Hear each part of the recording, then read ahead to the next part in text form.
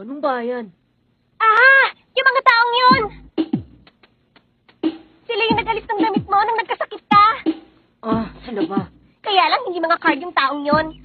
Pero pwede. Ha? Bakit hindi natin subukan? Pwede niyo po bang ipagkatiwala ang mga buhay niyo sa amin? Pumapayag kami. Binigay niyo sa amin ang lahat ng walang hinihinging kapalit. Kaya magtitiwala kami sa inyo.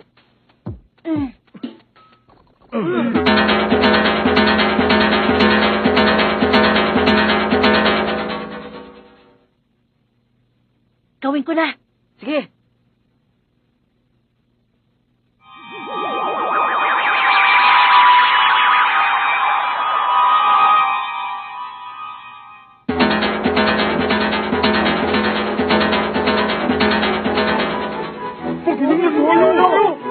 Maraming salamat sa inyo! Kunin niyo ito bilang pasasalamat! Sige po!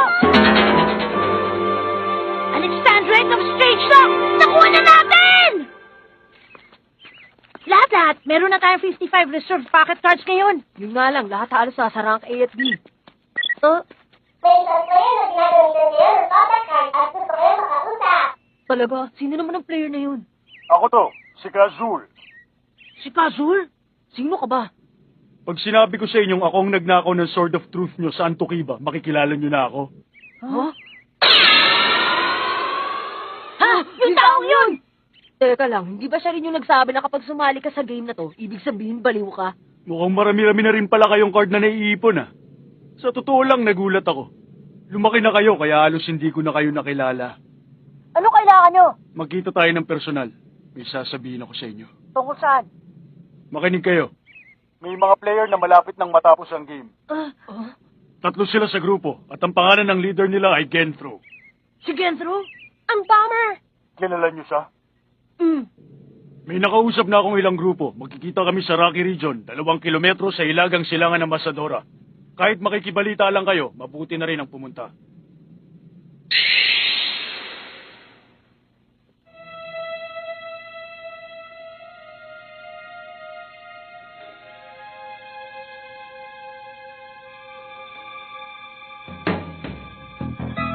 Kagaya ng sinabi ko sa inyo, mukhang may kapangyarihan ang grupo ni Genthro na makumpleto na agad ang mga card. Nung chinek ko yung ranking, may hawak na silang 96 na uri ng mga card.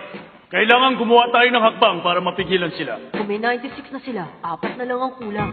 Ang 4 na card na yon, ang 000 card, ang number 2, ang number 9, at ang number 75.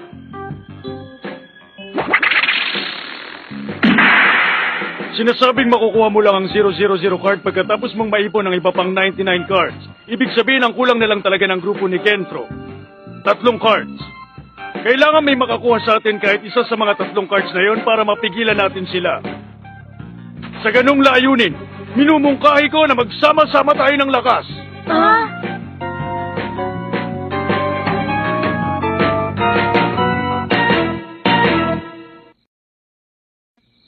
Payag ako sa suggestion mo. May team lang dito na alangan akong isali. Ha? Teka lang sandali, Asta.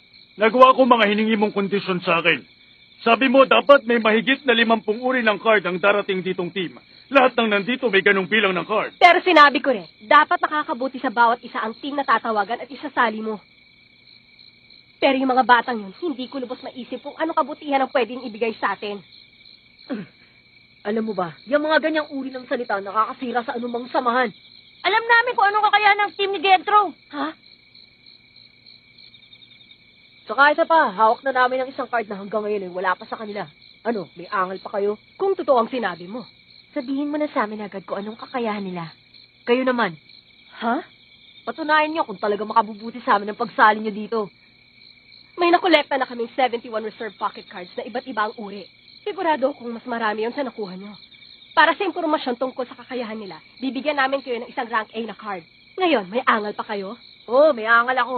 Anumang oras kayang-kaya namin makakuha ng rank A na card. Hindi patas ang palitan na yun. Pwera na lang kung 2 card sa rank S o may impormasyon din kayo tulad sa amin. Anong akala mo? Magpapauto ko sa'yo? Kung ayaw mo, edi wag. Eksperto nga pala si Kilua sa labanan ng isip. Okay. Dali, sabihin mo na sa amin. Ang kakayahan ni Gentro ay tinatawag niyang countdown at little flower. May kakayahan ng dalawang yun na pasabugin ang target nila. Para mapagana ang countdown, kailangan niyang hawakan ng target sabay sabi ng keyword. Kaya kahit ano mangyari, huwag kayong lalapit sa kanya. Paano yan? Lagot na ako, ginawa niya sa akin yon. Sa akin din, hinawakan niya ako habang nag-uusap kami. Mukhang karamihan sa kanila nakaharap na si Gentro. Pagkakataon na natin makakuha ng mga cards. Simulan na natin ang seryosong usapan. Ang importanteng tanong, alin sa 3 cards na wala sila ang dapat pa nating i-monopolize? Hindi na pwede ang number 75 at ang number 9. Ang card number 2, yung Strip of Coast. 0 dito, ibig sabihin, wala pang nagmamayari. Ayos, pwede yun. Guidepost on. Card number 2. Nakita ko na yung lugar. Nasa South Labi. A company on.